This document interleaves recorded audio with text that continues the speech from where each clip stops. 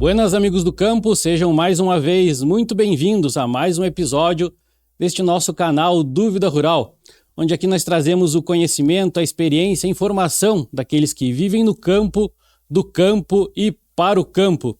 E no episódio de hoje nós vamos falar sobre o cavalo crioulo, sobre a evolução da raça, a importância da raça no desenvolvimento econômico, social, cultural das nossas tradições, não só no Brasil, mas na América do Sul como um todo. Então, se esse assunto é do seu interesse, eu peço que você puxe o mango no joinha e exporei este vídeo para todos aqueles que possam, assim como você, se interessar por uma entrevista que trata dessa raça tão importante na nossa região, sobre o cavalo crioulo. Então, fique aqui com a gente, este é o Dúvida Rural, o seu canal de respostas do meio rural.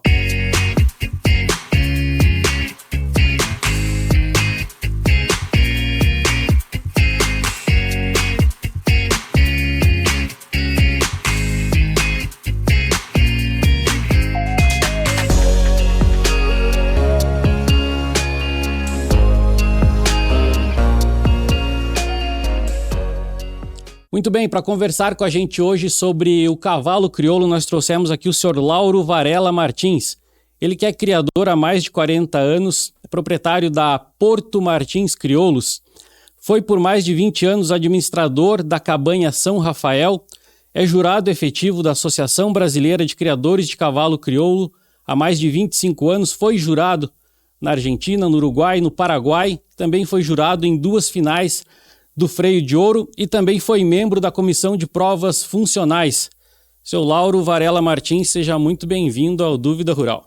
Isso aí, Alex. Agradecer o convite de poder estar participando com vocês aqui e dizer que fico muito grato pela lembrança do meu nome e disposto a contribuir no que puder para os nossos ouvintes, né? Isso é muito importante. Nós é que agradecemos a sua presença aqui, seu Lauro. E como forma de agradecimento, eu gostaria de entregar ao senhor aqui alguns brindes dos nossos patrocinadores. Estão com a gente aqui hoje. Dá uma olhada.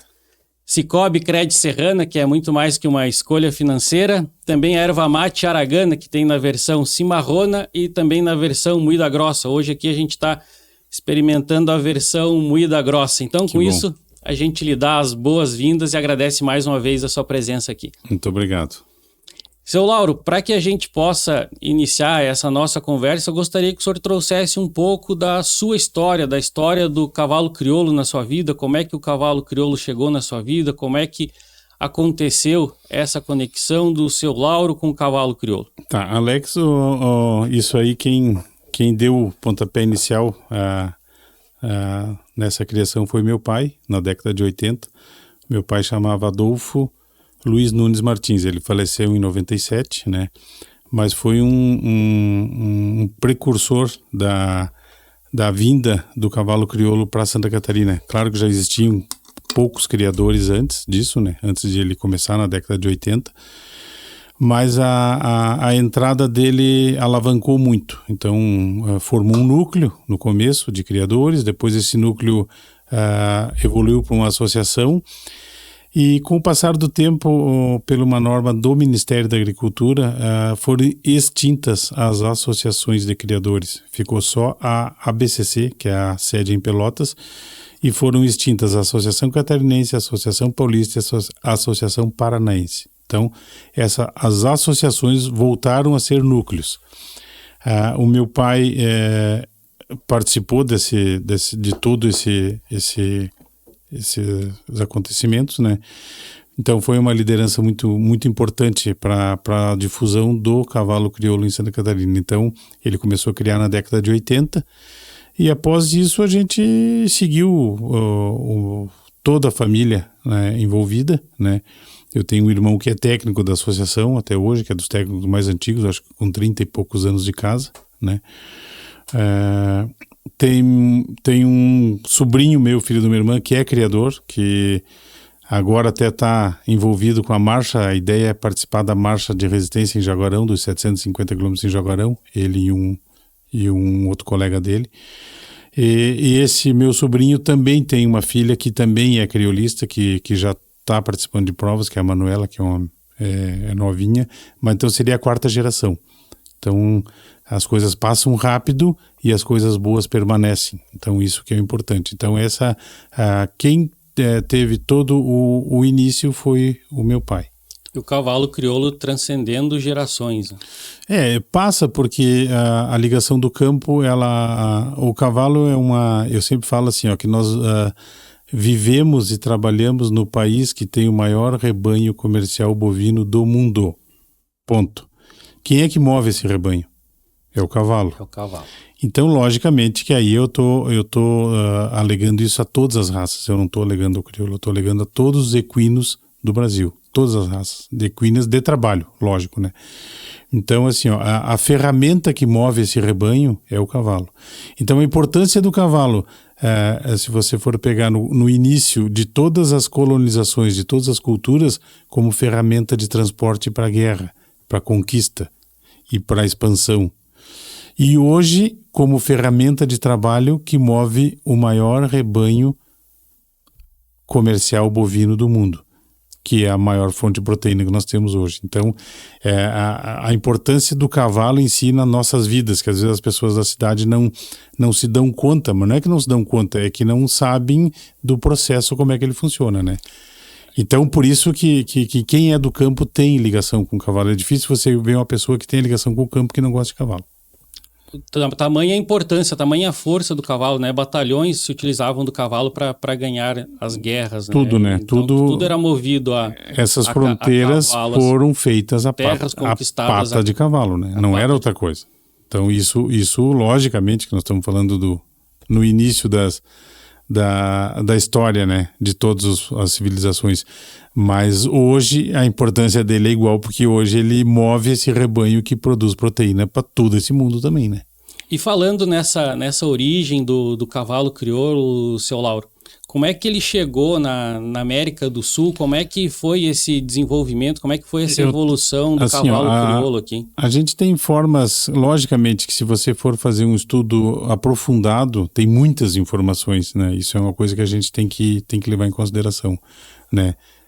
Porque, inclusive, as datas, né, são muito importantes nessa evolução.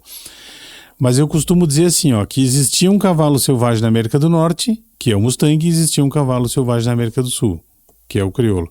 Com a chegada da colonização portuguesa e espanhola na América do Sul, o que veio? Veio os cavalos portugueses e espanhóis, que eram os lusitanos. Os ibéricos, né? Os ibéricos, os lusitanos, que eram os cavalos dos portugueses e espanhóis. O crioulo é a origem dessa cruza do cavalo selvagem da América do Sul com o cavalo lusitano, o espanhol. Então, na verdade, eu sempre falo que o quarto de milha vem do Mustang e o nosso crioulo vem do cavalo crioulo da América do Sul, que seria o cavalo selvagem da América do Sul. E alguns relatos tratam da origem do cavalo crioulo também proveniente dos cavalos berberes da África do Norte, né?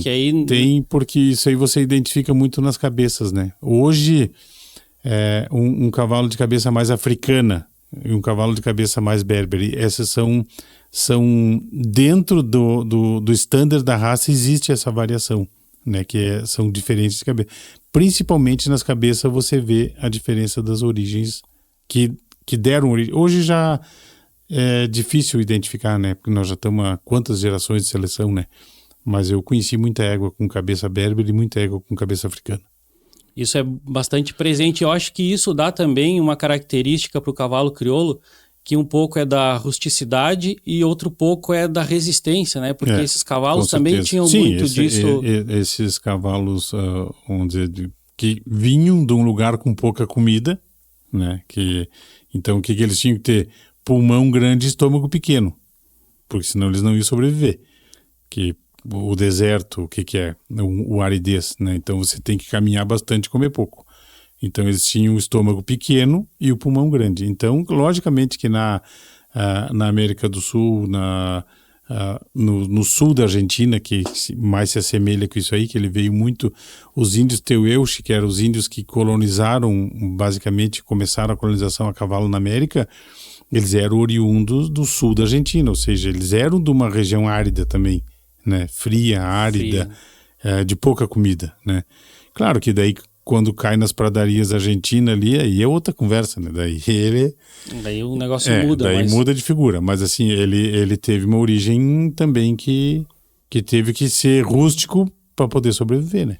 E quando a gente pega essas características do lusitano, dos ibéricos, né, também tem o andaluz como parte dos ibéricos, a gente pode identificar talvez essa parte do crioulo da plasticidade, da inteligência, né, da agilidade, do movimento. Temperamento. São duas coisas básicas, né? O temperamento e o movimento. E uma coisa eu digo que são genes alelos. Se você tem um, você tem o outro. Se você não tem um, você não tem o outro. Então você não tem um cavalo que não tenha cabeça que tenha movimento, porque ele não coordena esse movimento. Então se você vê o trabalho com ganadeiro do andaluz, do lusitano, trabalhando com gado, é uma coisa impressionante, né? O movimento e a inteligência daquele cavalo. A inteligência, a capacidade de resposta rápida. Rápida, tempo de nós estralar o dedo, né? Então assim, lógico que é uma escola diferente, né? A autoescola de equitação portuguesa e espanhola é voltada para outra coisa, não é pro nosso trabalho do dia a dia. Mas isso reflete para nós, né? O nosso cavalo é campeiro, o nosso cavalo é ganadeiro, porque ele tem origem de cavalos ganadeiros.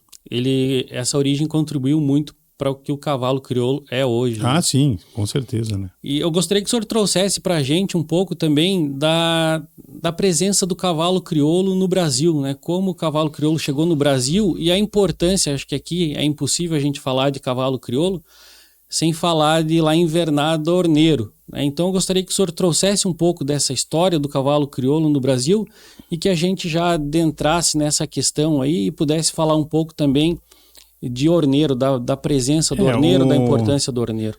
Se a gente for fazer um retrospecto, o cavalo crioulo é um cavalo de origem gaúcha, rio-grandense, né? Hoje tem 90% do plantel lá. Então Santa Catarina tem 3%, Paraná tem 3%, o resto do Brasil tem mais 3%. Então a porta de entrada, o berço dele é o Rio Grande do Sul, sempre foi, né? É símbolo do Rio Grande do Sul, o cavalo crioulo é considerado símbolo do Rio Grande do Sul, né? Então a seleção dele feita no Rio Grande do Sul é a que nos deu base para trabalhar. É a referência que a gente tem quando fala em cavalo crioulo. A entrada do cavalo chileno, do orneiro, vamos dizer, na década de 70, 80, não só o orneiro, mas vários cavalos que vieram. Veio muito cavalo do Chile, né? Veio muito cavalo da Argentina, cavalo vindo do Chile, entrando pela Argentina no Brasil, né? Passaram pela Argentina e vieram para o Brasil. Então isso deu, com essa vinda do Chacal, do Orneiro, do Aniversário, do El Buitre, de vários cavalos, ele deu o pontapé inicial para a seleção funcional, que começou em Jaguarão, com umas provas funcionais que iam montando conforme a necessidade de avaliar o cavalo, tentando retratar um trabalho de campo que fosse retratado dentro de uma pista que pudesse ser avaliado. O melhor cavalo, o cavalo com mais movimento, o cavalo com mais submissão, né? Então, isso em 80, final da década o primeiro freio de ouro foi em 83. Então, esse movimento começou 4, 5 anos antes, em Jaguarão, até chegar numa prova chamada freio de ouro, né? Lógico. Então, a influência desses cavalos foi isso. Esse cavalo, o cavalo chileno, o cavalo rio-grandense, vamos dizer, o crioulo rio-grandense brasileiro, ele tinha muita origem de cavalo uruguaio, né? Muita origem de cavalo uruguaio e cavalo argentino sem sangue chileno. Então eles tinham um tamanho, tinham resistência, tinham rusticidade, eram cavalos um pouco mais pesados de frente, né? Mais robustos. Eles tinham mais frente do que posterior, vamos dizer, do que empurrador, né? Porque o movimento deles não era movimento curto, era movimento longo, né? Então, pelo tamanho das propriedades que eles trabalhavam, né, que eram propriedades grandes e eles tinham que ser resistentes e com músculo mais longo. Então, eu sempre digo que o cavalo, a gente trazendo para uma comparação que fica mais fácil às vezes das pessoas entender a diferença do cavalo rio-grandense, do cavalo uruguaio e argentino para o cavalo chileno. O cavalo chileno é um corredor de 100 metros rasos. Ele tem músculo curto e largo, ou seja, ele tem explosão e força. O cavalo argentino, o cavalo uruguaio e brasileiro, ele era um corredor de maratona. Ele de longas distâncias. De longas distâncias. Ele tem mais músculo mais comprido e mais leve, né? Então ele tem resistência e não tem potência. Ao passo que o outro tem potência e não tem resistência. Lógico que não extremando, né? Entendendo, ele tem mais potência do que resistência. O outro tinha mais resistência do que potência. Então quando você junta esses dois, por isso que a gente sempre fala, claro, um pouco de barrismo, mas o cavalo brasileiro é o cavalo mais completo do que o chileno, do que o argentino e do que o uruguaio. Por quê? Porque ele absorveu o que tinha de bom na Argentina, absorveu o que tinha de bom no Uruguai, pega essa turma dos Martins, dos Cinco Salsos, dos cavalos que... Esses cavalos do Uruguai são exportados para os árabes hoje, para correr raid lá, e vão lá e ganham. Ou seja, a seleção deles dessa marcha de resistência que nós trabalhamos aqui, que o Uruguai é muito difundido e o Brasil está evoluindo muito, que eles chamam de raid no Uruguai, não marcha de resistência. Esses cavalos vão para o mundo inteiro e ganham, né? Então é muito importante. Então por isso que o cavalo crioulo, para mim, e voltando ao assunto de ser um pouco bairrista, nosso brasileiro é o mais bonito, por isso, porque ele pegou o que tinha de melhor da Argentina, do Uruguai e do Chile. A seleção foi promovendo isso e fazendo com que a o cavalo seleção, brasileiro... os criadores, né, o volume, que é uma coisa importante, né, a gente não pode desconsiderar, vamos dizer, um criadeiro no Chile com 10, 15 éguas é um criadeiro grande. Um criador, um cabanheiro no Brasil com 10, 15 éguas é um criador pequeno. Então isso gera volume. É representativo. Se pegar a população de cavalo crioulo que tem em Uruguaiana, tem mais que o Chile, mais que a Argentina. Né? Se pegar o número de sócios que tem na Associação Argentina, um núcleo grande nosso aqui do Rio Grande do Sul tem. Né? Então isso aí, claro que volume ele te dá uma margem de erro menor, né? Porque você trabalha com maior volume. E o que a gente tem hoje, né, a gente deve muito, né, por conta da entrada desse cavalo, né, da entrada do Lá Invernada Orneiro no Brasil. Mas há relatos de quando ele chegou no Brasil, né, que alguns olhares viam o cavalo Lá Invernada Orneiro como um cavalo meio franzino, talvez por conta de que os cavalos que tinham aqui não eram cavalos com aquelas características dos cavalos chilenos, né, como o senhor comentou. Então tinha alguns olhares que olhavam pro Lá Invernada Orneiro que talvez não tinham, né, aqueles mesmos olhos, porque consideravam ele um cavalo mais franzino, um cavalo pequeno, um cavalo miúdo. E se for ver hoje, né, a gente percebe que na verdade não tinha nada de miúdo aquele cavalo. Ele era miúdo em comparação aos outros, né? Em comparação ao cavalo argentino, ao cavalo uruguaio, ao cavalo rio-grandense, que era uns gateadão grandão, quadrado, garrão alto, né? Então tinha uns cavalos altos, eram cavalos mais altos, né? Quando entra um cavalo retangular, com garupa plana e garrão baixo, assusta um pouco, entendeu? Ele fica um pouco diferente daquilo que a gente está acostumado a ver. Primeiro, tordilho, que já é diferente um pouco do que tradicionalmente a gente encontrava, né? Muito gateado, muito zaino, o cavalo escuros. Entrou muito também dos chilenos, né? Mas tordilho é pouco. O cavalo que, vamos dizer, que trouxe muito tordilho para o Brasil foi o Orneiro, que é o cavalo mais importante da raça no Brasil, apesar de ser um cavalo chileno. Eu acho que vai ser...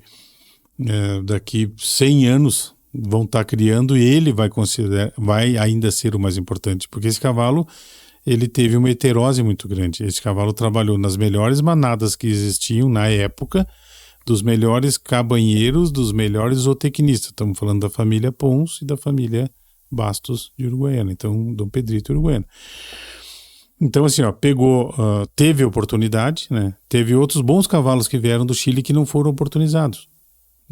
Consequência normal de qualquer cavalo. Então, para mim, o grande trunfo do Orneiro, não que ele for, eu não vou dizer que teve cavalo melhor que ele que veio para o Brasil e não fez nada, não é isso que eu estou falando. O Orneiro teve uma sorte, o bom tem sorte. De ser ressaltado naquela época. De ser usado por dois criadores importantes, dois grandes zootecnistas. que era a família do Dr. Flávio e Roberto Telecheia e o Dr. Dirceu Pons. Ou seja, ele caiu na mão de pessoas que gostavam de cavalo, pessoas que tinham volume, volto a falar no volume, e pessoas que eram grandes zootecnistas, não só de cavalo, mas de gado e de ovelha também. Então, o que aconteceu?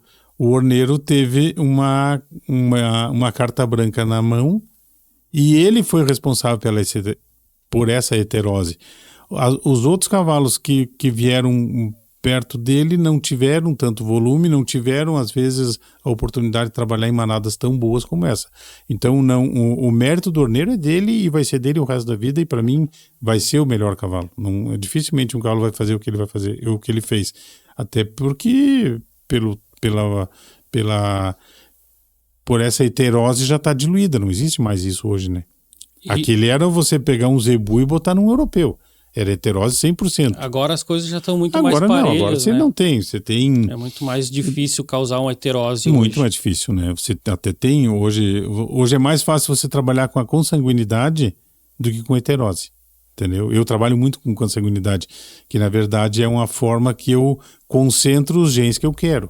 Quarto de milha usa muito isso, não usa uma heterose cruzada? O Magic Cross chama esse cruzamento. O Magic Cross é o cruzamento mágico do quarto de milha. 80% ou 90% dos campeões são oriundos desse cruzamento mágico. É bem interessante.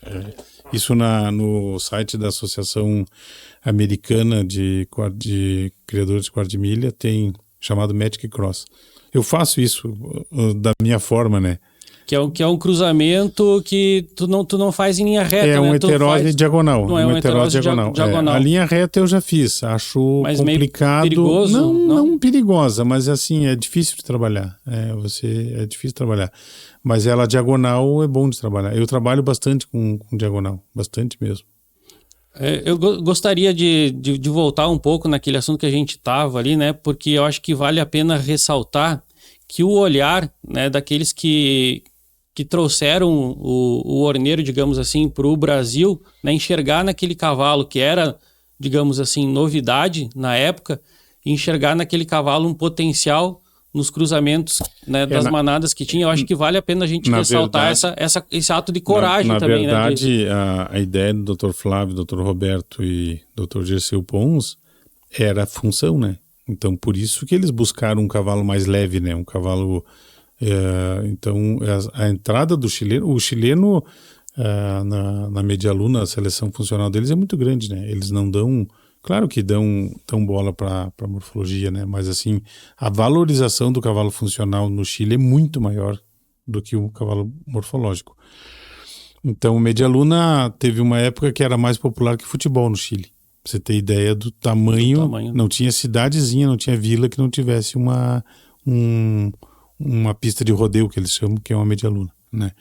Então, um esporte muito popular. Esporte no Chile, considerado esporte, né? Ou seja, tinha concurso de Media Luna em colégio, né?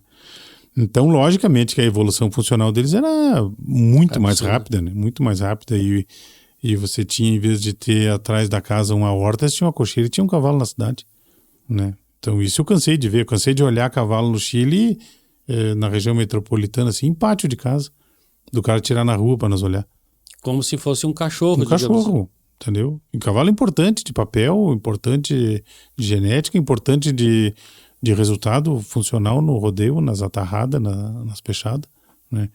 Então, é o que eu digo, era um esporte muito popular no Chile. É até hoje, né? Logicamente que hoje tudo mudou, porque já existe condição diferente. Hoje você botar um cavalo atrás da tua casa aqui, vem aqui te prende amanhã. Sim, é por conta de questões mas isso é outra coisa, né? Não estamos dizendo que está certo ou está errado.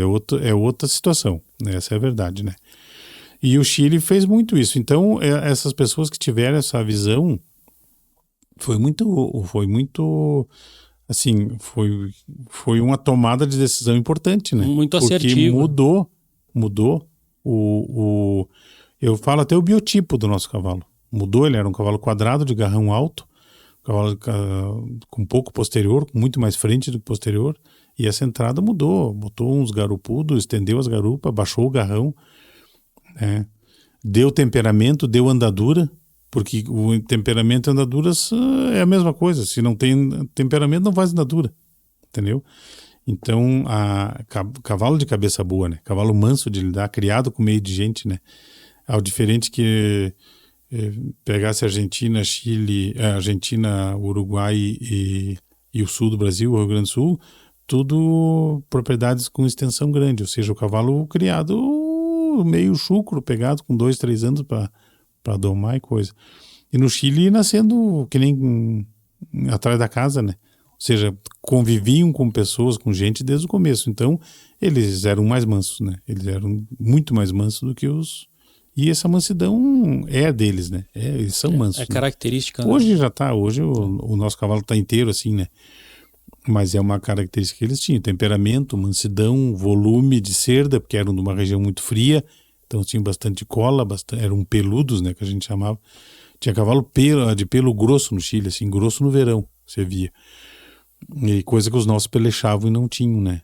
Então, pelo escuro, por que o pelo escuro? O pelo escuro, ele atrai mais calor, né? E o pelo claro, ele reflete, né? Então, o chileno tinha muito pelo escuro, era uma região com cola abundante, com cerda abundante de topete e pega-mão, e mansos, né? E pequenos.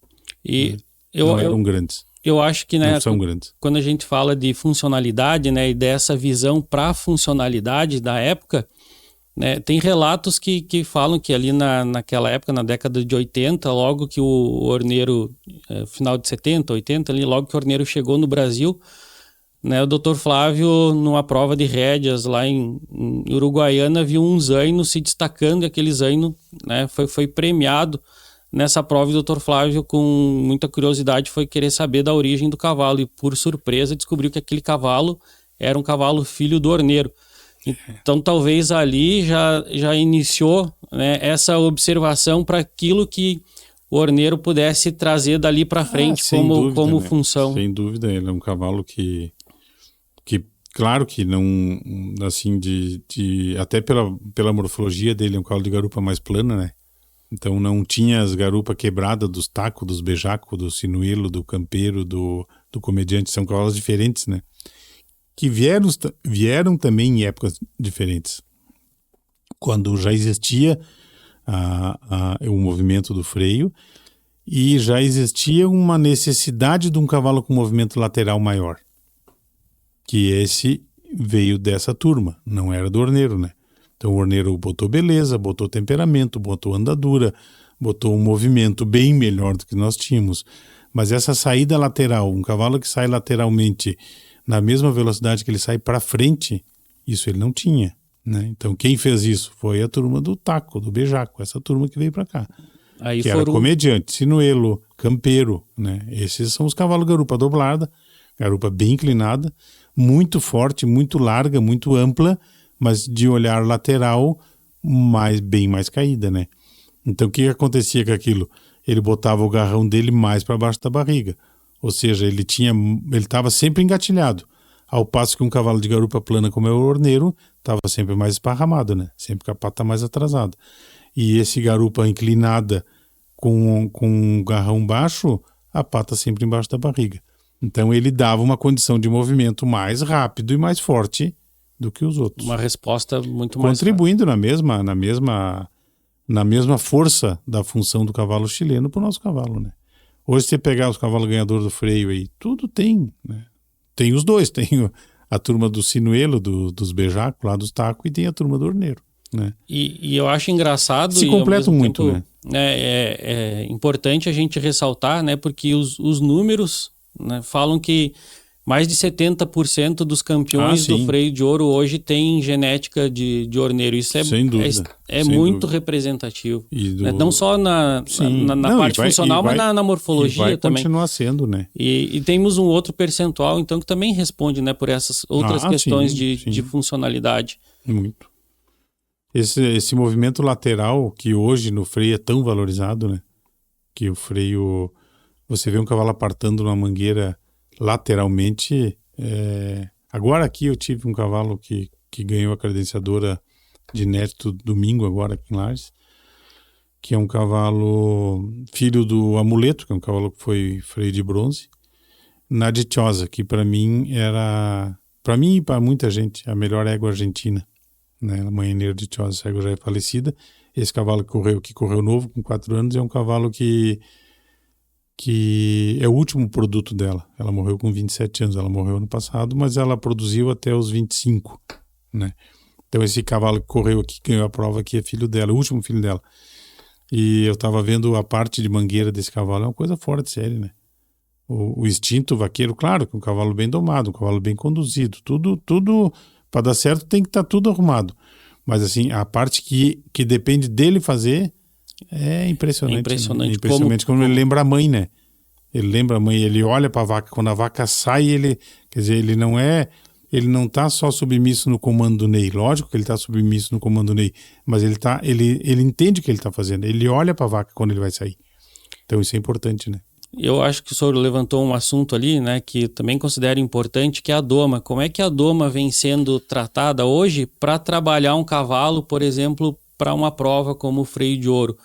Porque hoje, tu ter um cavalo crioulo, né, tu ser um criador de cavalo crioulo, é um requisito que tu prepare, né, os teus animais, né, e a gente imagina que todo criador pensa nisso, que é em um momento fazer parte de uma prova como é o freio de ouro. Como é que o senhor vê a doma, esse preparo dos cavalos hoje para chegar numa prova tão importante como essa? Sabe, Alex, que todo criador, por mais velho ou mais novo, maior ou menor, quando nasce um produto, ele quer que aquele produto seja um campeão, tanto morfológico como funcional. Acredita, né? Pode ter um choque de realidade, ele tem aquele choque de realidade, mas ele acredita no futuro dele.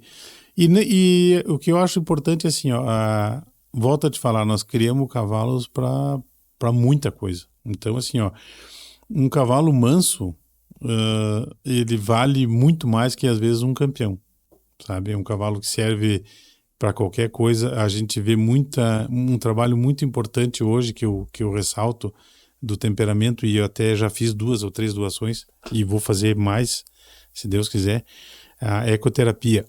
O desempenho dessas crianças, desses jovens com o cavalo é uma coisa impressionante. Eles aprendem, eles têm uma melhora muito grande no equilíbrio, ele tem uma melhora muito grande na confiança, que é difícil para eles confiar, porque eles não, entendeu? Então, assim, ó, veja a importância de um cavalo desse. A conexão que essas crianças... Um cavalo que, às vezes, quando nasceu lá em casa, eu queria que ele fosse um campeão do freio ou um campeão de morfologia. E, na verdade, ele virou um castrado e ele virou um cavalo manso, e hoje ele está num centro de ecoterapia. Ou seja, ele é um campeão. O valor, né, o valor que esse centro dá para esse cavalo... Ele se tornou um campeão, entendeu? Então, isso que a gente tem que analisar. Mas, logicamente, que todo mundo quer que ele ganhe o freio ou seja grande campeão de esteio, né? Isso é básico. Então, o que acontece? Assim, às vezes eu digo para pessoas, o cavalo ele é demorado e é caro. Então, se tem pressa ou não quer investir, não faça, porque não vai dar resultado. A doma é uma coisa que evoluiu muito, muito, muito, muito. Eu digo assim, evoluiu muito num período curto de tempo. A doma de 20 anos, 30 anos atrás era uma doma muito mais agressiva, uma doma que ganhava muito mais no cansaço do que na...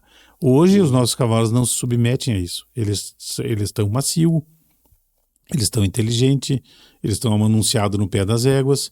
Ou seja, o guri que amanuncia lá para mim, o Thiago, quando ele me entrega os putrilhos amanunciados, ele diz, nossa, Laura, esse aqui é mais isso, esse é mais aquilo. Esse tem a cabeça mais leve, aquele tem a cabeça mais pesada. Esse é mais teimoso, esse é mais burro, esse é mais inteligente, esse veio com 2 dias, esse outro levou 4. Ou seja, esse trabalho dele, que eu sempre brinco com ele, esse é uma meia doma. Porque ele já me larga eles, quando vai pro domador, ele já me larga eles costeado de corda, manso de fazer tudo, ou seja, é uma meia doma. Já chega com uma referência do que aquele cavalo pode ser. Claro, não, eles já vão, aí eu determino quem vai domar. Justamente pelas informações que ele me passou lá na amanunciada, ali ele está construindo ele. Essas sequelas boas dele vão ter resultado positivo para frente. E se for mal amanunciado, as sequelas ruins também vão ter resultado para frente. Então, ali eu escolho a pessoa que vai domar. Entendeu? Então eu tenho os guri que domam lá em casa, mando domar fora, né? Para correr prova de potro, às vezes eu mando para fora, Então, assim, depende muito do indivíduo, no caso, né? Para ver o que esse cavalo que eu estava comentando que ganhou aqui agora a prova, esse cavalo foi domado pelo Nego, pelo Vilmar. O Nego a gente fala com apelido. E o Nego domou 2 ganhadores de freio de ouro. Domou o Cadego e domou o Destaque. Ou seja, então é capataz aqui de um amigo meu, do Beio, né? Do Beio Zago. E lá na fazenda que ele capatazia, ele recebe animais para doma. Eu tenho 2 éguas lá com ele agora e sempre mando para ele e para a filha dele, para a Leandra. 2 então, filhos assim, do Hermoso, né? Do Cadego 2 filhos do Hermoso que ganharam o freio e foram domados por ele. Então, assim, ó, é um cara nosso daqui de Lages, que trabalha aqui, é daqui. Então, veja a qualidade da mão de obra, né? Qualidade que a gente tem. Foi domador do ano da BCC. Eu recebi o troféu para ele em Esteio, ele não estava na Expo Inter aquele ano, mas foi o domador do ano da BCC, o ano que o Cadero, que o Destaque foi ouro e o Cadero foi prata. Ou seja, você domar você ter como domador no currículo um ouro e uma prata, 2 ouros e uma prata, porque o Cadero foi... E o Destaque foi... Na verdade, o Destaque, se estivesse correndo ouro, seria 3 freios, né? Porque o Destaque, por 2 anos, foi 4º no freio, que era a alpaca, que hoje existe, naquele tempo não existia. Era ouro, prata e bronze. Hoje existe a alpaca. Então, o Destaque foi 2 anos 4º e 1 ano ouro. Então, ele seria 3 freios e o Cadero 1 ano ouro e o outro ano prata. Então, da doma do Nego seria 5 freios. Isso no currículo de um domador é... É uma pessoa que está aqui, estava junto conosco aqui domingo assistindo a prova ali. Então é importante e é tudo que todo mundo quer, né? É como as Copas do Mundo para um jogador. É isso aí, a mesma coisa. Né? E outra coisa que eu acho que é extremamente interessante de a gente ressaltar é que eu acho que também existe um ponto que deve ser levado em consideração, que é a sensibilidade do domador, do ginete, de entender a capacidade daquele cavalo, né? Porque os cavalos... Né? Mesmo os campeões, eles têm algumas características que são únicas daquele cavalo. Essa sensibilidade que você coloca de saber até onde ele pode ir, até onde ele não pode ir, é o que diferencia quem ganha e quem perde. Entendeu? Porque às vezes eu já vi vários cavalos andarem bem com ginetes bons e andarem mal com ginetes bons também. E vi cavalo andar mal com ginete ruim e o cara dizer, não, isso aí se mudar o ginete ele melhora muito. Não melhora nada. Ou seja, logicamente que quem tem... É só nós ver os que ganham todo ano. Eu não vou dizer que ganham, mas que estão brigando todo ano para ganhar. O Daniel é um que briga todo ano, o Fabinho briga todo ano. Esses guri que estão assim, o Zeca Macedo, o Guto Freire, estou falando... Assim, tem mais 10 nomes. O Ney Eduardo Lima, que estava aqui correndo. Talvez seria injusto, né? Aqui não, aqui esse ano, aqui na credenciadora do domingo, tinha 3, 4 freios correndo ali. O guri ganhou freio, né? O Márcio Maciel tava, o Guto Freire tava, o Ney Eduardo Lima tava. Então, assim, ó, você pegar essa turma de cara que ganhou, cara, os caras são diferentes, né? A dedicação, o trabalho, sabem até onde podem ir e sabem até onde não pode ir. Por isso que eles ganham, né? Tem o Dudu Quadros, né? Então, assim, ó, tem muito, não podemos falar porque nós vamos ficar falando o dia inteiro deles aqui, né? Esses guris sim têm resultado, né? Tem dedicação, tem trabalho. O Daniel tem uma coisa que ele sempre fala, que quanto mais ele trabalha, mais sorte ele tem, né? Mas eu acho que isso então, é o segredo do profissional. O cara acha que é sorte. Não, o cara, que sorte o Daniel ganhou o freio. Ganhou porque mora no arreio, né? Não só ele, todos eles, né? Quem vê o freio de ouro hoje, né, como a prova que acontece lá em Esteio, né, talvez não imagine o que tem por trás de uma prova dessa. E eu não cito aqui só o ginete, eu cito também o cabanheiro, eu cito o médico veterinário, o ferrador. O domador, o que amanunciou lá quando era desmamado, entendeu? Essa turma toda construiu ele, né? Toda construiu. A cadeia saindo só um minuto, mas já que você falou em ferrador, em tudo, a cadeia do cavalo emprega mais que a indústria automobilística no Brasil. Ou seja, ninguém sabe disso. Entendeu? Para cada cavalo são 20 empregos, diretos ou indiretos, do cara que planta alfafa. Então é muita coisa, entendeu? Então é uma rede muito grande. Que claro que não é vista porque eles não estão todos ligados entre si. Mas se você pegar de uma construção de um cavalo até ele chegar não ganhar, mas até ele chegar numa correr uma final de freio, muita gente dependeu disso aí. E muita gente foi alimentada por isso aí. Né? Isso é muito importante. Eu acho que cabe muito bem a gente ressaltar a importância, né, de cada uma dessas pessoas nesse trabalho, no processo. Se um deles todo falhar, ele não chega lá. Entendeu? Então você veja a importância de cada um desses. O ferreiro pregou mão um ferro, o galo não chega lá. Tudo. Esse guri que amanunciou lá, se ele puxar a mão pro trilho e entortar o pescoço dele, ele não chega lá. Ou seja, todos eles têm uma contribuição muito importante nesse resultado, né? De ganhar ou perder. É uma engrenagem onde tem que estar tudo muito bem ajustado, né, Solon? Muito grande.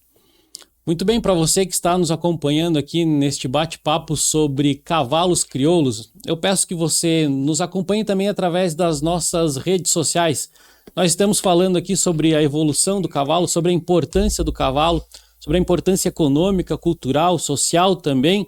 Então, por favor, nos acompanhe, compartilhe este vídeo com outras pessoas que também, assim como você, gostam, são apaixonados pelo cavalo crioulo.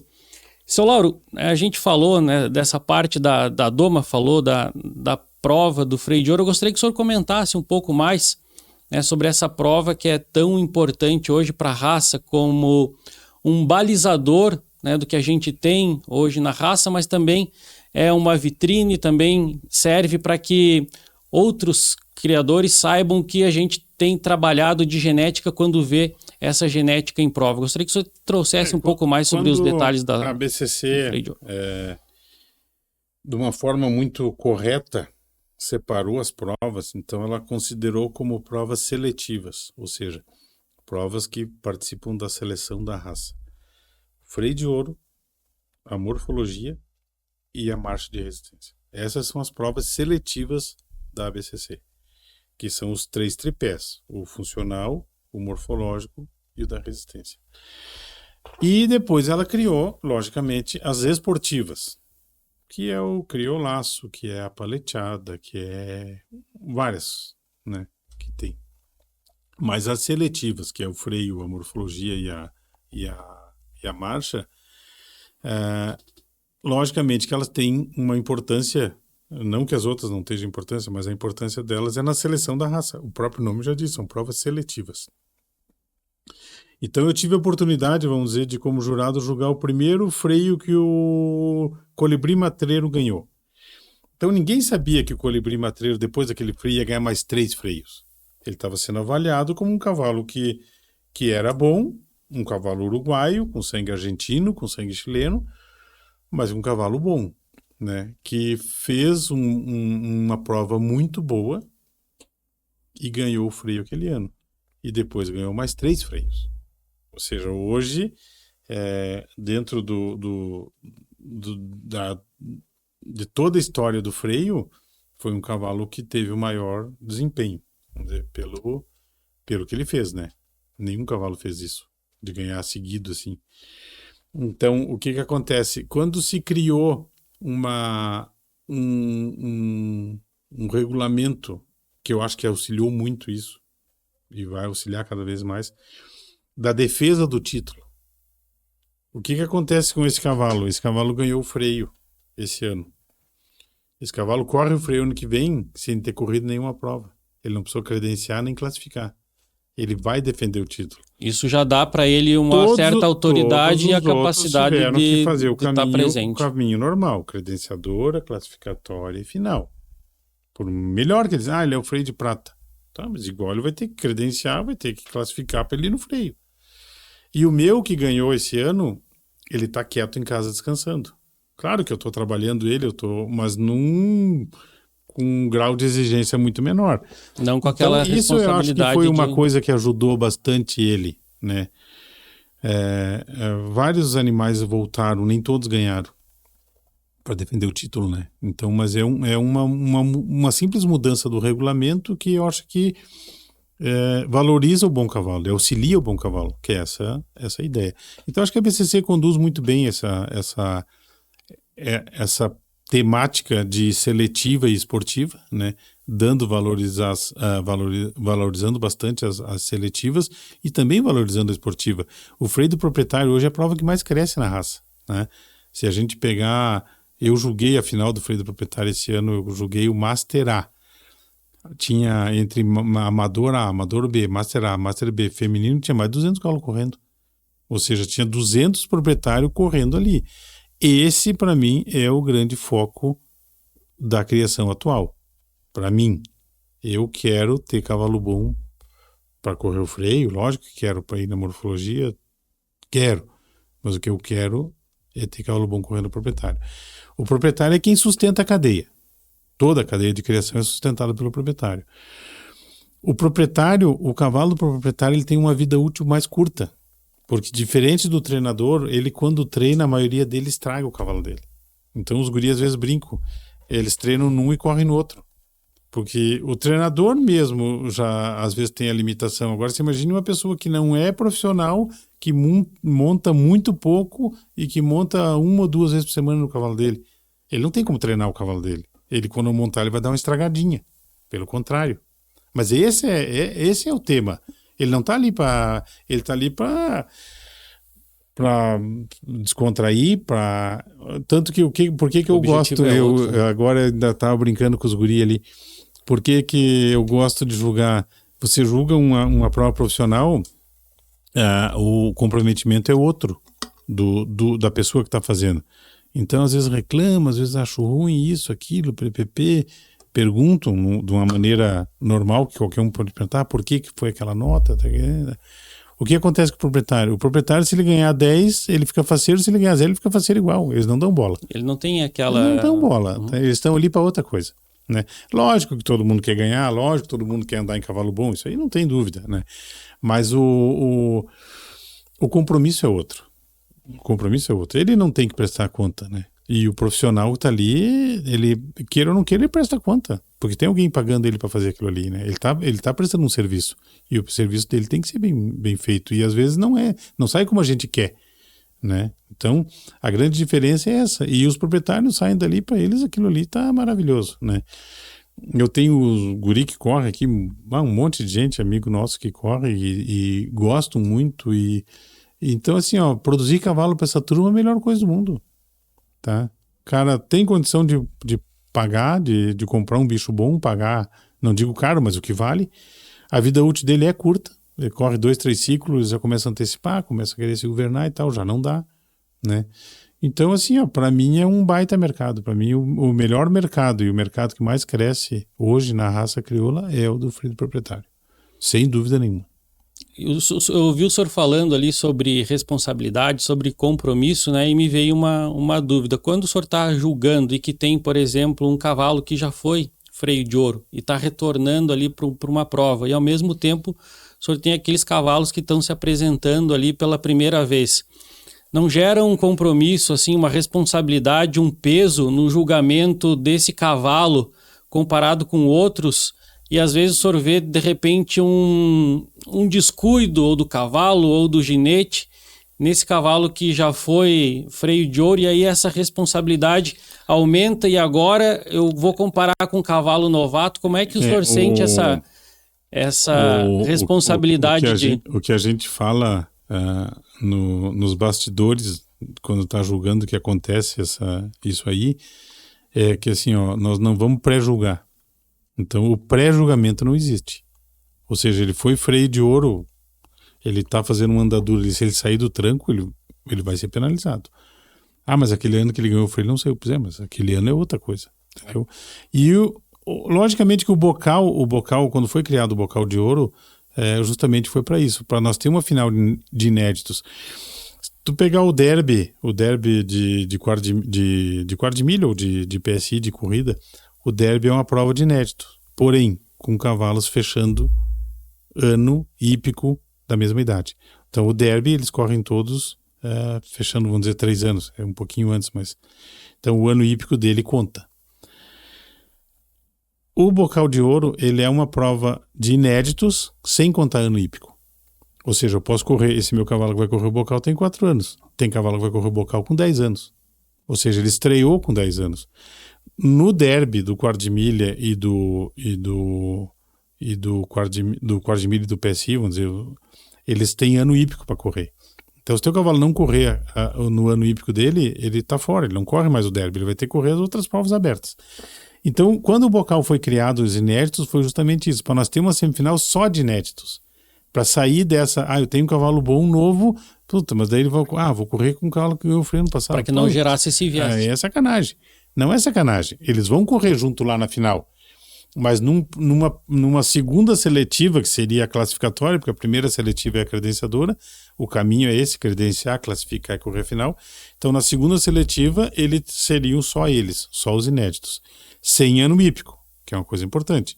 Então, eu posso correr um cavalo com 4 anos com um cavalo de 10 anos, né?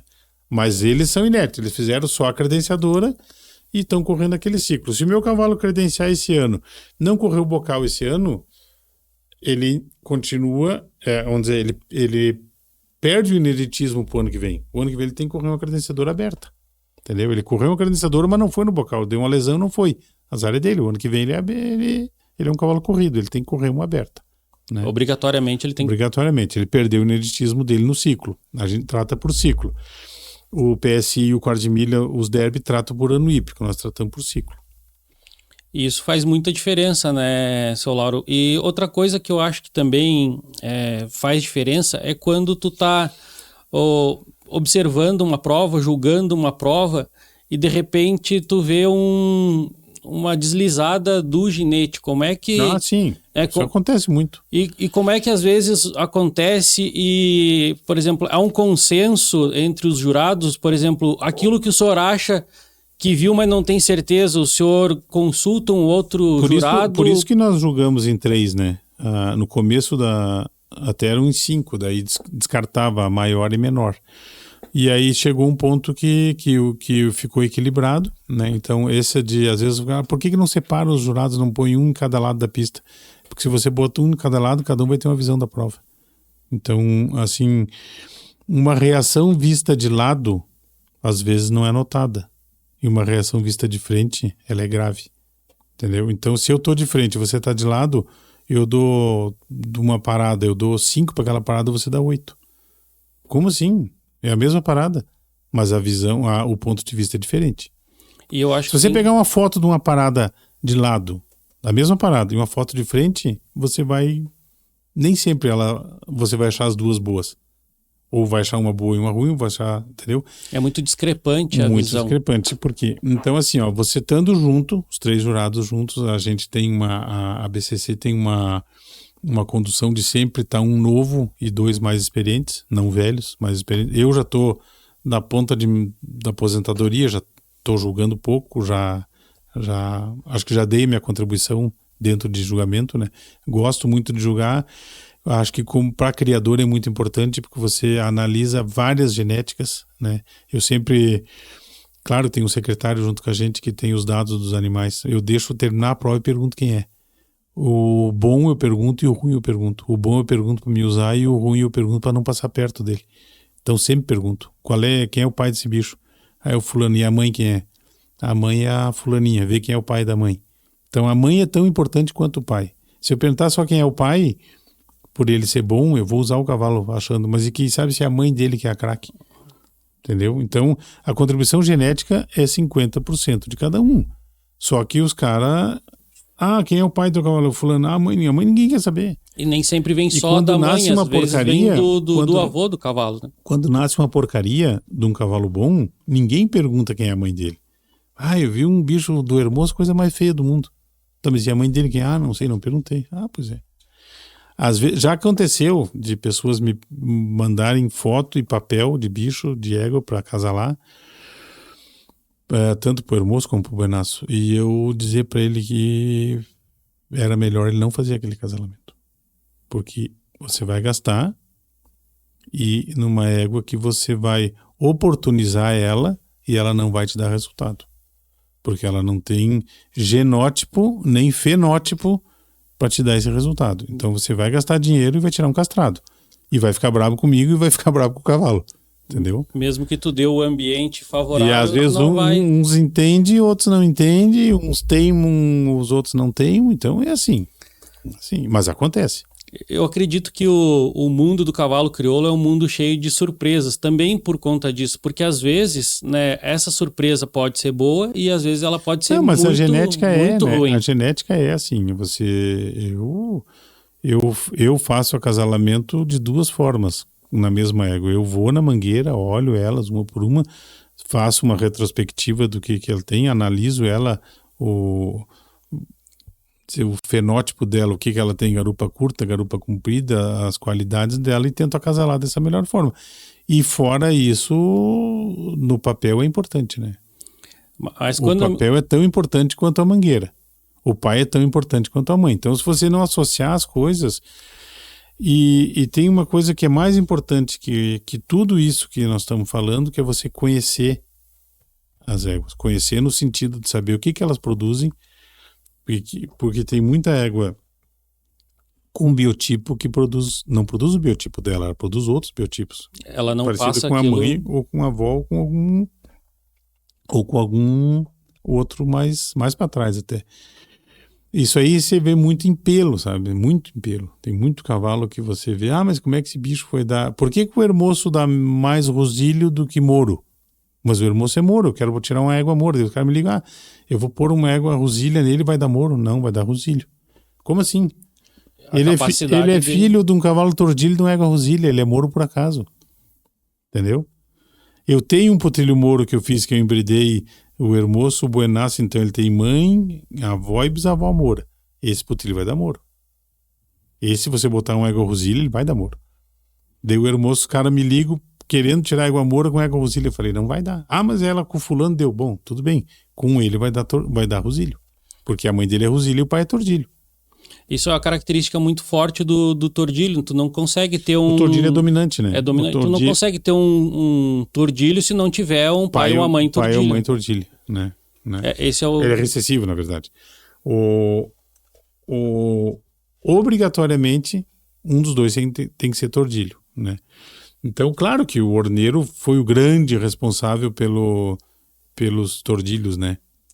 O orneiro foi o cavalo que vamos dizer, tordilho mais usado. Além de ser o cavalo número 1 do registro de mérito, né? Ele para mim, foi o tordilho mais usado da raça, foi ele. Então, muitos filhos dele... Sem dúvida, né? Então, assim...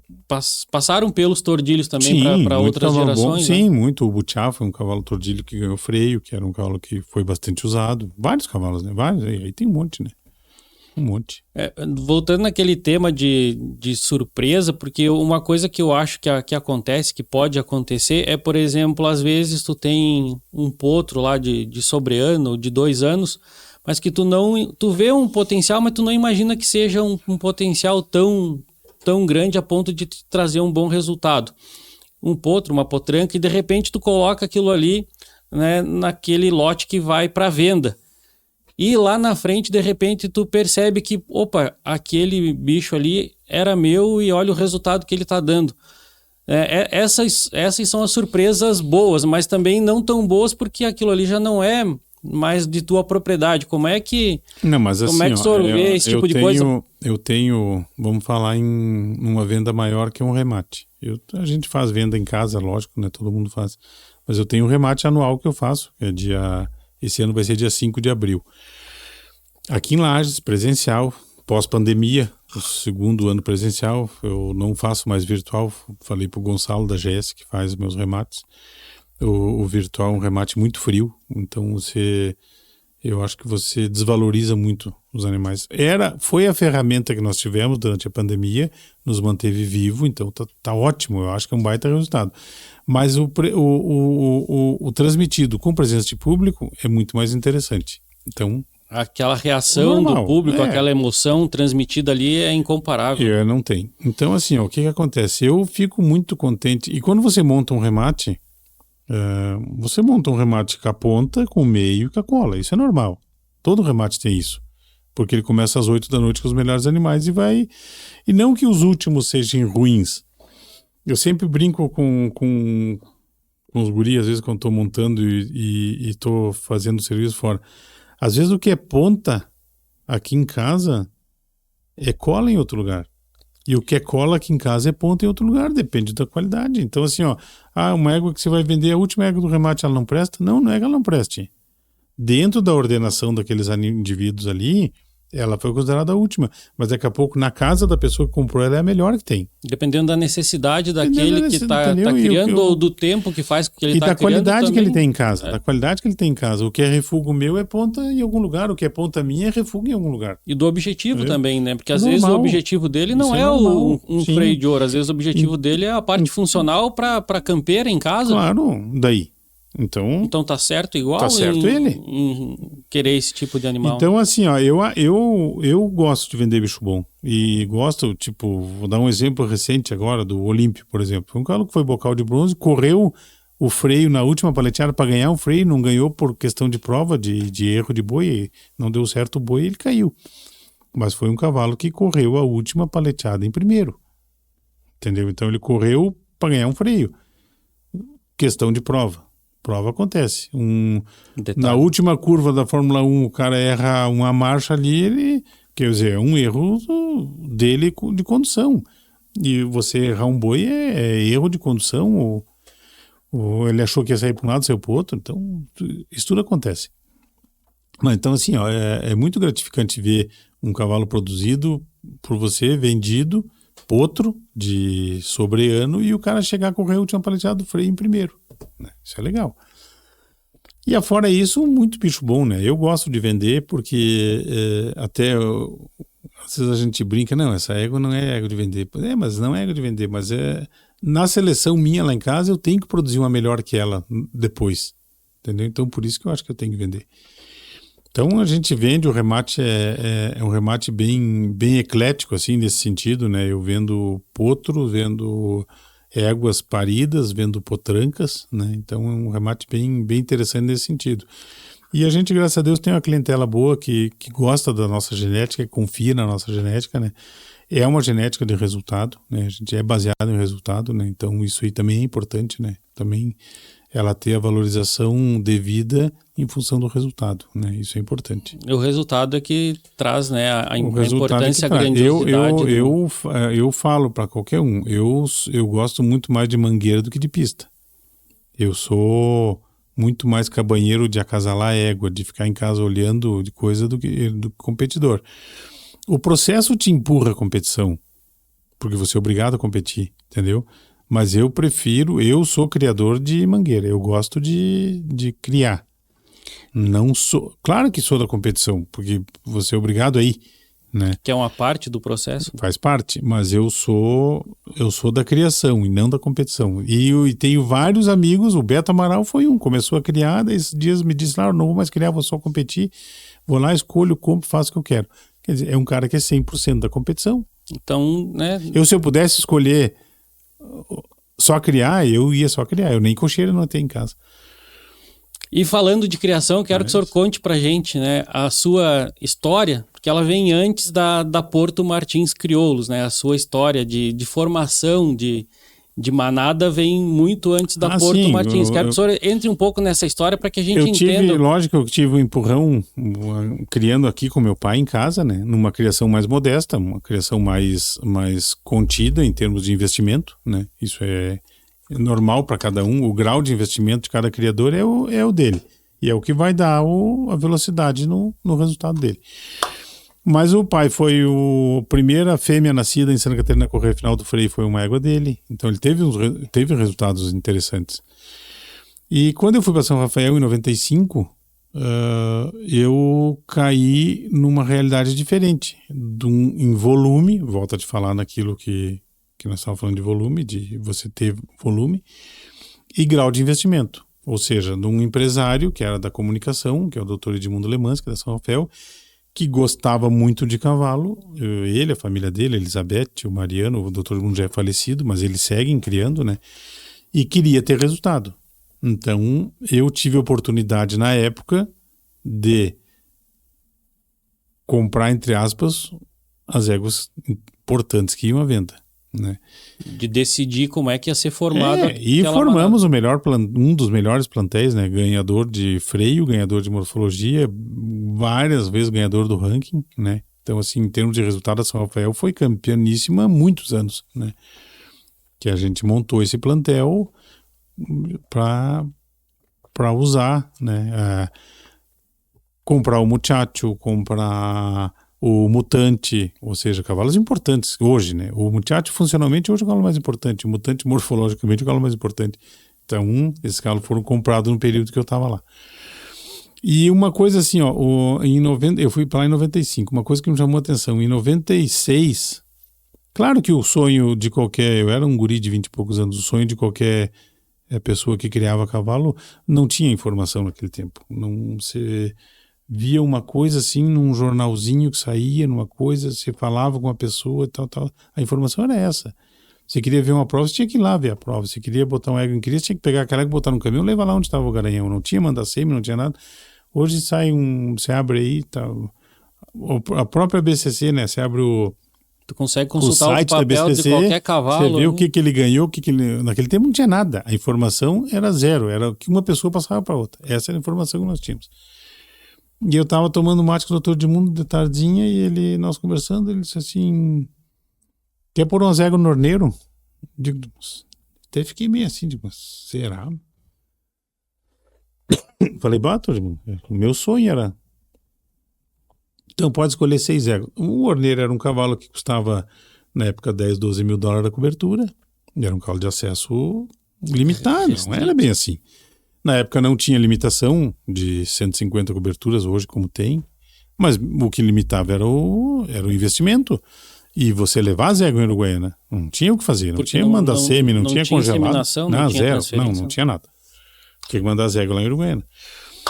Eu fiquei 2 noites sem dormir, pensando em que éguas eu ia mandar para aquela oportunidade que eu tive eu não perder, porque eu não podia perder aquela oportunidade. Eu saí daqui de Lages vendo o orneiro como um cavalo assim, inacessível para mim.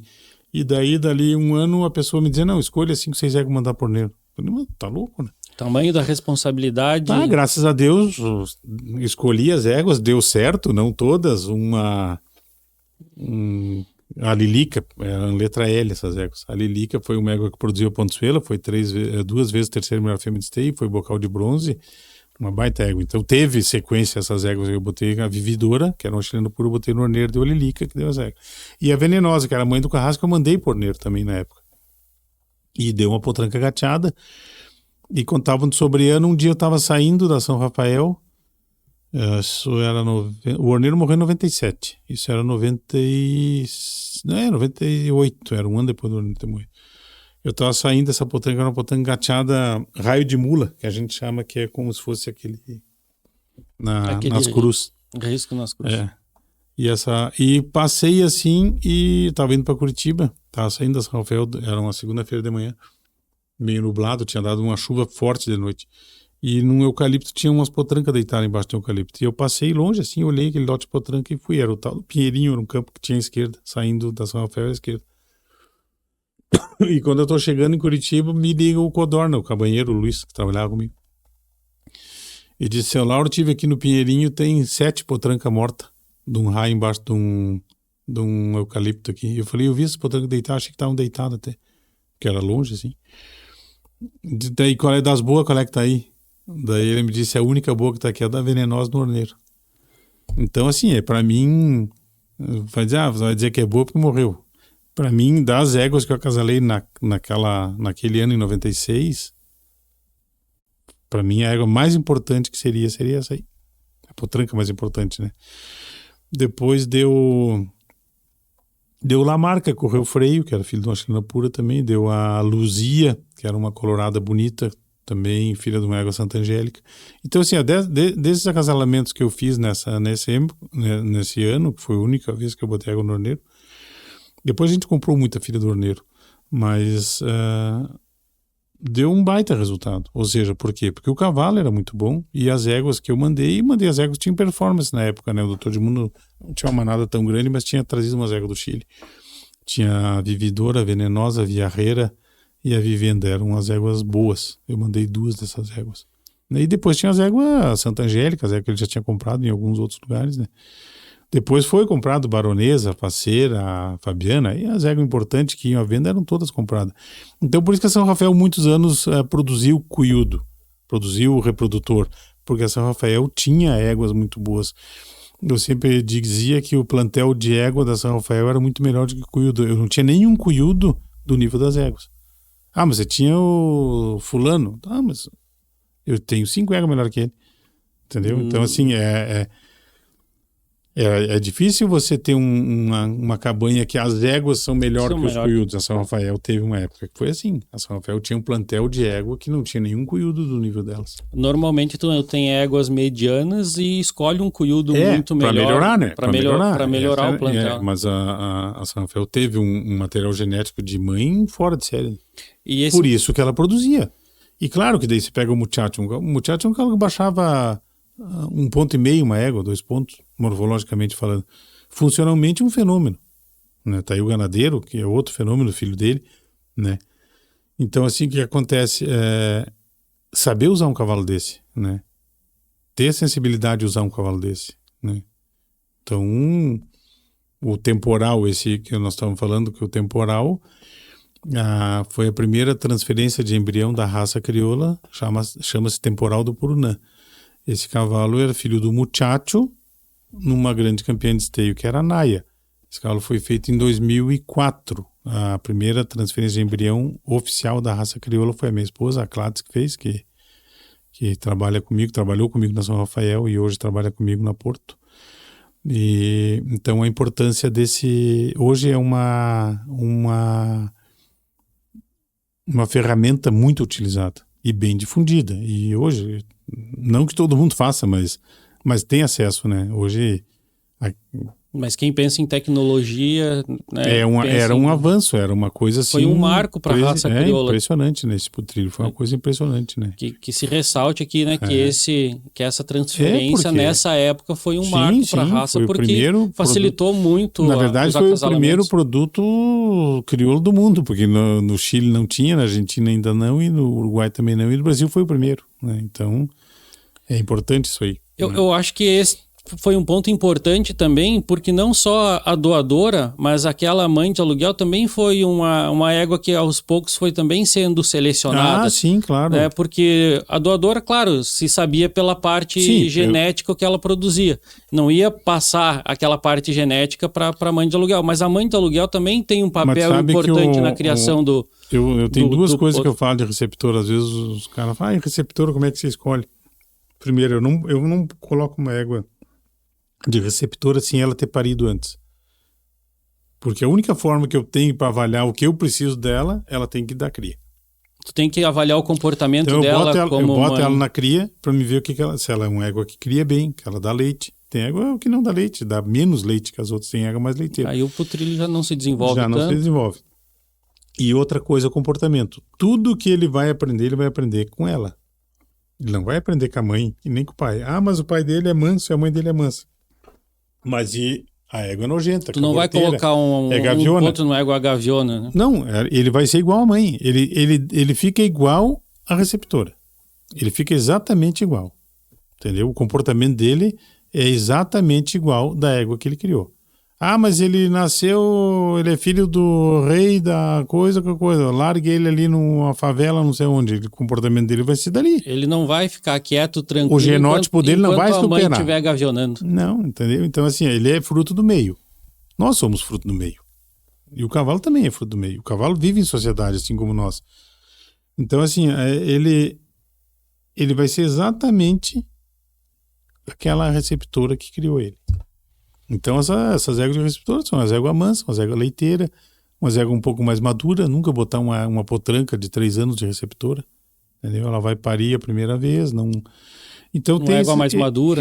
Uma égua de 10 anos, então tira 2, 3 crias dela e daí põe para receptora. Eu cansei de usar aqui, até aqui, lá na São Rafael, às vezes a Cláudia lá e aqui o Eduardo que faz para mim, que é meu sobrinho, a Cláudia me olhava e dizia... Tá, ela já vinha alinhada com as receptoras para a égua que ela estava coletando embrião. Daí ela me disse, qual que eu posso usar? Eu falei, toda égua daqui é receptora para essa aí. Porque ela é melhor que todas. Então qualquer uma dessa aqui que você eleger, que você escolher, pode usar.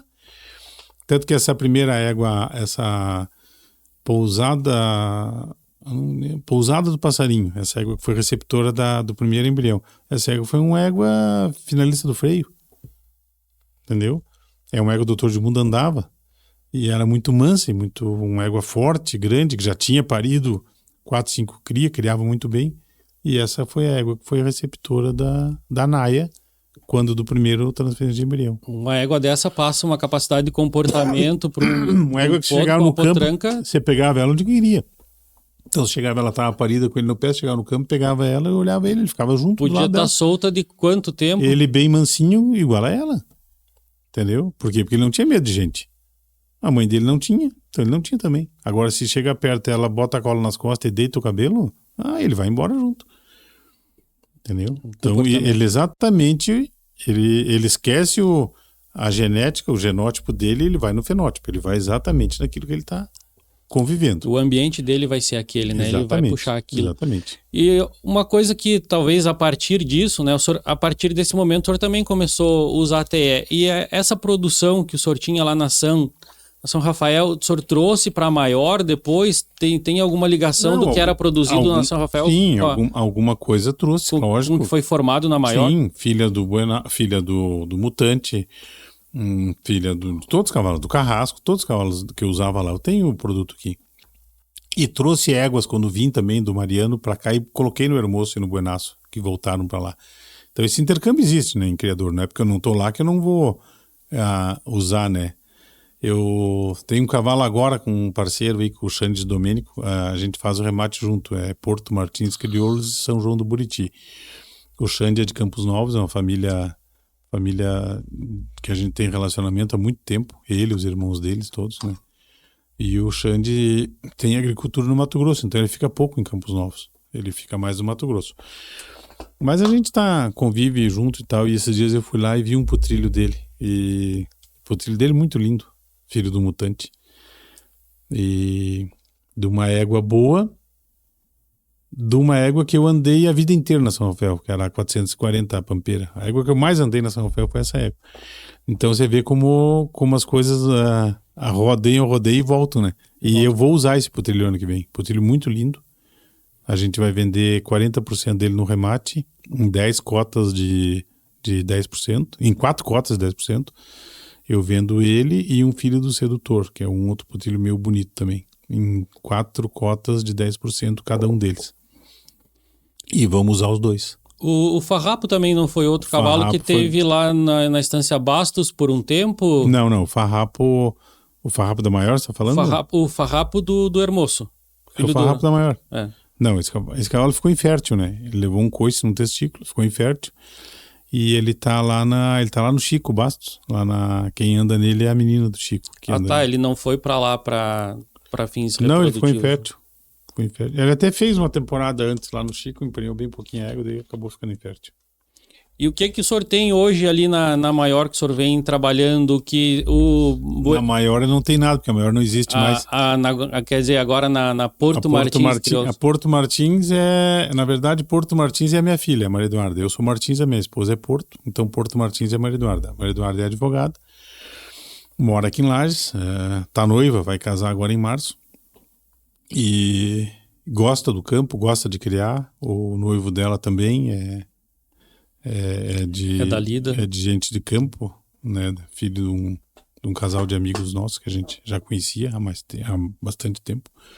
Então tá bem encaminhada essa situação. Vai ter sequência. A Porto Martins vai ter sequência, porque às vezes não tem, né? Isso é importante, né? Vai ter sequência. Então eu tenho um material genético que foi a formação da Maior, né? E logicamente com material genético que eu fui adquirindo e fui absorvendo, né? Que o senhor formou. Muita coisa oriunda do meu trabalho na São Rafael, né? De genética que eu conheço e trabalhei durante 20 anos, então fica mais fácil do que a gente experimentar, né? E algumas coisas novas, né? Tipo, como esse cavalo que credenciou agora, que a gente estava comentando antes, esse cavalo é filho do Amuleto, JC Amuleto, que é um cavalo lá de Uruguaiana que foi freio de bronze. E o JC Amuleto tem 2 irmãs inteiras que foram freio de ouro, que é a Utopia e a Tranca. E uma foi freio de ouro da FIC. Então essa mãe deles, a Lamparina, Essa égua produziu 5 freios agora. Então eu considero a égua viva mais importante como produtora lamparina.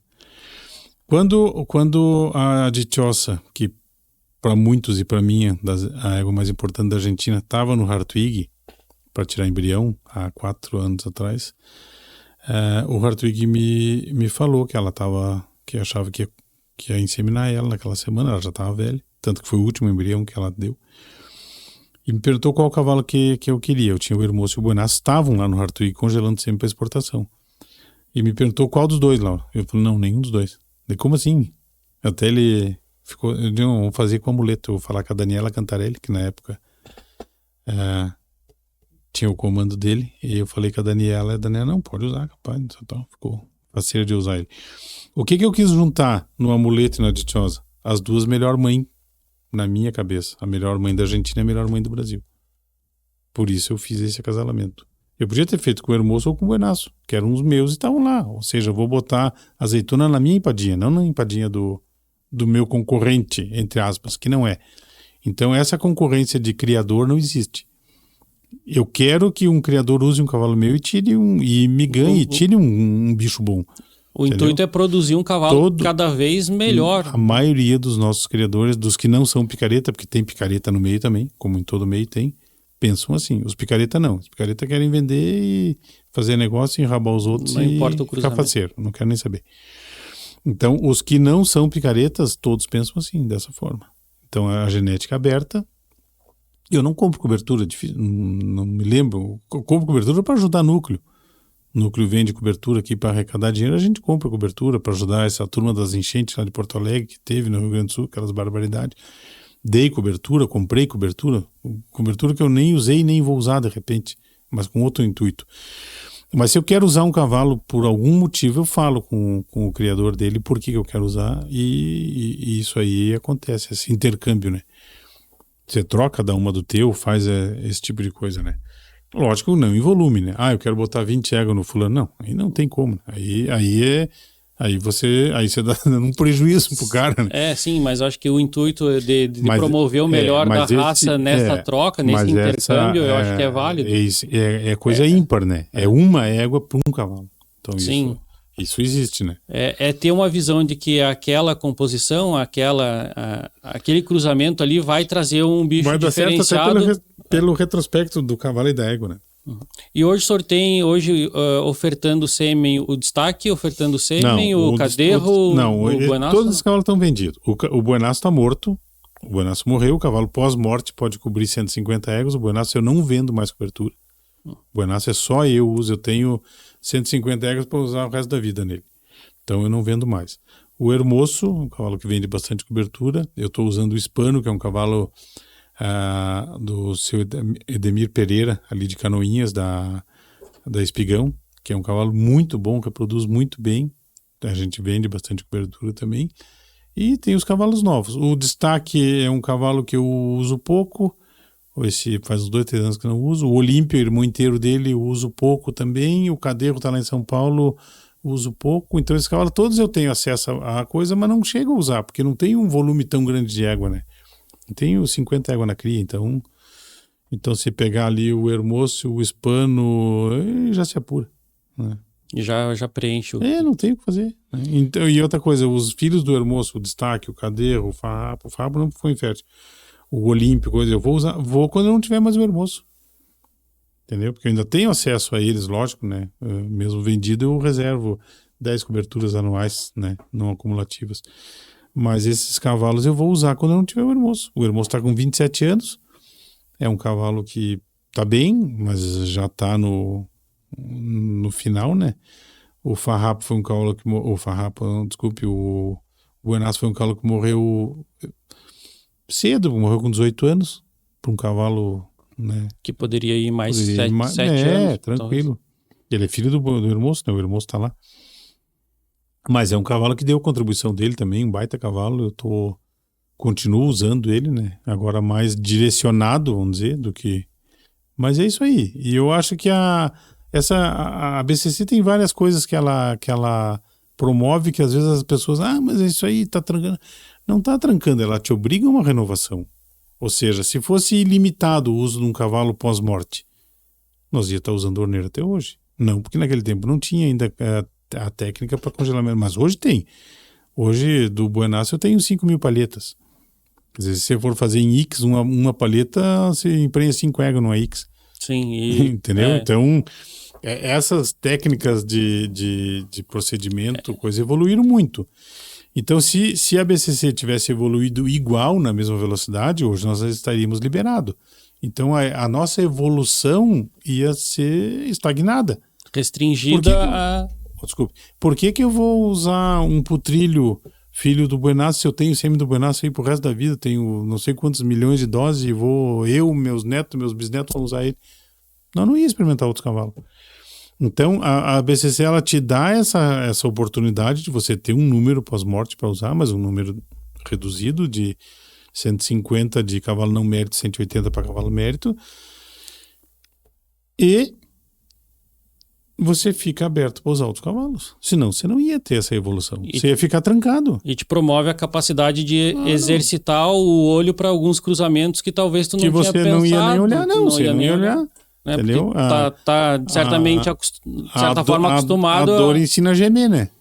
Agora, se não dói nada, deixa quieto, tudo bem. Por que eu vou perder tempo? Tô aí, eu sei o que eu dá. Entendeu? Então, ali nós íamos ter uma estagnação. Então, aquilo que num primeiro momento parece ser, os caras estão trancando porque a raça tal libera tudo e faz tudo. Cada um faz de um jeito, né?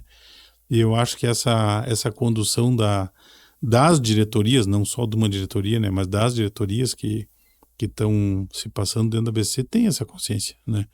E isso, num primeiro momento, às vezes a pessoa pode achar meio retrógrado, mas depois, quando ele for entender o processo, ele vai ver que isso aí é uma baita ferramenta para você ter evolução dentro daquilo que você está fazendo. Que a evolução só se sustenta por conta dessa heterose promovida a cada momento. Porque senão, se todo mundo ficar parado, eu não vou correr atrás, eu tenho aqui do fulano, vou usar o resto da vida. E ele produz bem, pronto.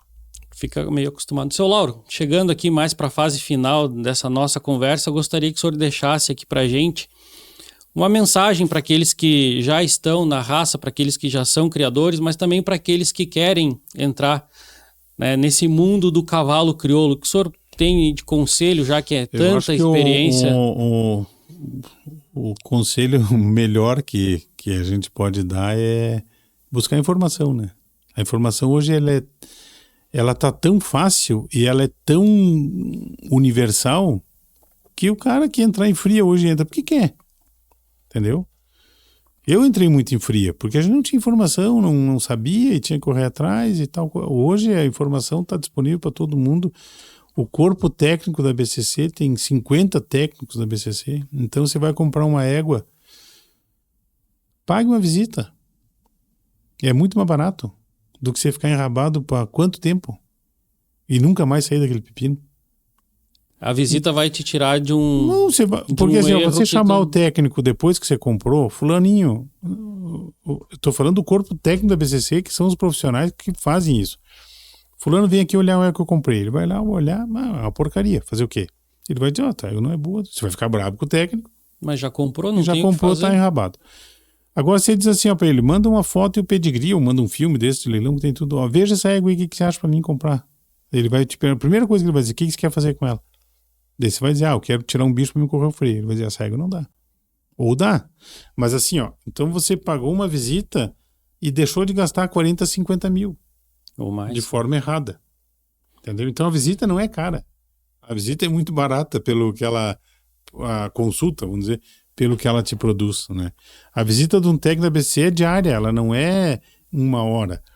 O técnico vai lá em casa, ele chega às 8 da manhã, eu vou mostrando o bicho para ele, eu posso mostrar para ele o bicho o dia inteiro. Ele é uma diária técnica. Se tu tiver um bicho ou 30 para mostrar... Ele pode ficar o dia inteiro falando daquele como coisa, entendeu? Então, isso assim, pode te adiantar no processo como... Ela é considerada uma diária, entendeu? A visita dos técnicos da BCC. Então, as pessoas têm que usar essa ferramenta, né? Mas eu não conheço. Cara, mas fala com algum criador, qual é o técnico que ele indica, tá louco? Quem faz, o Adolfo não trabalha para mim porque ele é parente em 1º grau, então ele não pode fazer serviço para mim. Quem faz o meu serviço é o Thiago Orlando, que é um técnico de Passo Fundo, um guri mais novo, Mas assim, vem todo ano ali em casa, faz tudo para mim, então traz informação, né? Às vezes a gente tem uma dúvida de algum cruzamento que ele trabalha numa região que aquele cavalo está alocado, isso é importante. Às vezes eu vou botar uma égua, então, mas esse cavalo onde é que tá? Esse cavalo tá em Bagé, então eu vou falar com os guris de Bagé, o que eles viram desse bicho? Já conhece, entendeu? né? Isso é informação, isso é informação, isso está fácil, isso está na mão, é um WhatsApp desse que você manda aí pro fulaninho, entendeu? E é fora tudo que a BCC entrega, né, no site, no próprio site, em tudo, Instagram e tudo. Então, tudo é informação, tudo é informação. Então, hoje está muito mais fácil. Então, o que eu digo é isso, se informem, vejam o que dá resultado, o que não dá, né? Tem coisa que dá resultado, tem coisa que não dá resultado, como em toda a área. Grau de investimento é uma coisa importante, né? Daqui a pouco, cada um tem que ser do tamanho que ele pode ser e não que ele quer ser. Sabe aonde, né? A perna alcança? Pronto, entendeu? E existe mercado para tudo, existe... Às vezes até falo do Beto Amaral como exemplo, que ele mesmo me disse isso. Então ele prefere usar do que criar. Às vezes é mais fácil você ser usuário do cavalo do que ser criador. Então a demanda é outra. O usuário, você vai lá, escolhe o pelo que você quer, o jeito que você quer. Eu vou comprar um ego para produzir um bicho daquele jeito. Quanto tempo eu vou demorar para fazer isso? Entendeu? Quanto é que vai me custar isso aí? Mas comprar pronto é caro. Às vezes o outro é muito mais caro. Porque você vai gastar e não vai fazer. Entendeu? Então, é avaliar isso aí. Avaliar o que você quer. O teu perfil é para criador ou é para usuário? Né? Eu prefiro incentivar o usuário. Se é um sonho, né? Ou é um você negócio? quer incentivar o usuário porque você não quer criador para concorrer contigo? Não, porque eu acho que é limitado. Entendeu? E o volume de venda é muito grande. Então, assim, só beneficia o usuário. Então, isso que eu acho que as pessoas têm que entender. Você escolhe o tamanho que você quer, o pelo que você quer, a cor que você quer, monta, experimenta, não gostou, tal. O cara foi lá em casa olhar uma égua, daí que é piloto de avião, ele vai ouvir o podcast e vai saber que é ele, mas eu não vou falar o nome dele. Piloto de avião foi lá na pandemia comprar uma potranca, chucra, tava ele, a menininha dele e a esposa. Eu queria comprar uma potranca chucra porque eu fiz um curso de doma online, não sei o que, e vou domar ela. Falei, eu não vou te vender. Um curso de doma online. Eu não vou te vender. Na pandemia, eu não tinha o que fazer. Eu não vou te vender porque você vai deixar uma viúva com uma menininha nova. E eu não quero participar desse fomento aqui. Então, eu não te vendo. Você quer comprar de outro? Pode comprar. Eu aqui em casa, eu não te vendo. Ele não gostou muito, ficou meio chateado e tal. Eu disse pra ele, eu vou fazer um curso online de pilotar avião e semana que vem eu vou pegar um jato com 30 negros dentro. Quem é que vai andar comigo? Ninguém, entendeu? Os caras não são loucos.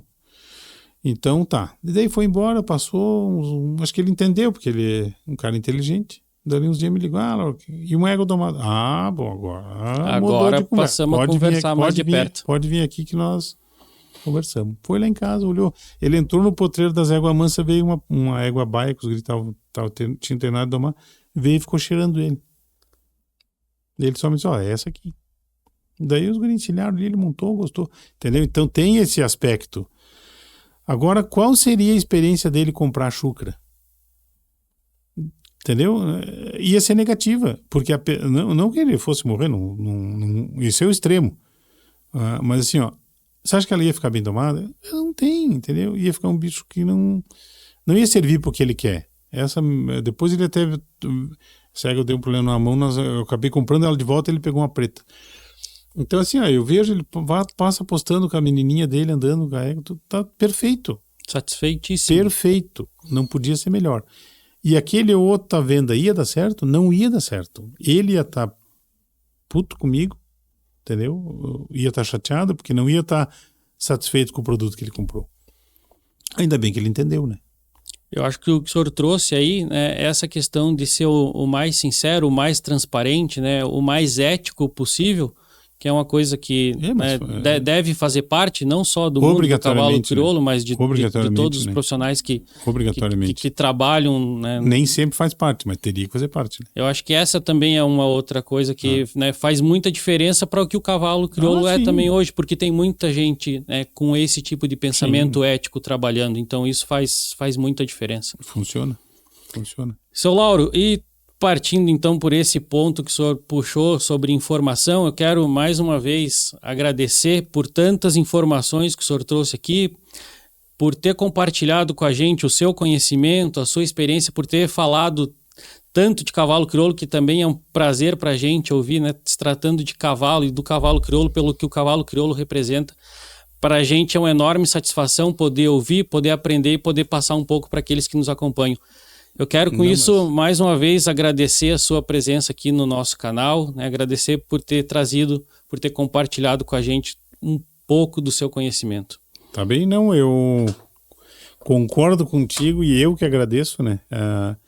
Isso que vocês estão falando é exatamente o que eu defendo, é a informação. E é o que vocês estão promovendo. Então, a base de tudo para mim é isso aí, né? É informação, é respeito, é trabalho, é olhar no olho e falar, né? Não ficar inventando coisa, né? Então, agradeço a oportunidade, né? Fico disponível. Já tive uma notícia, um passarinho me contou que vão começar a fazer trabalho a nível de campo.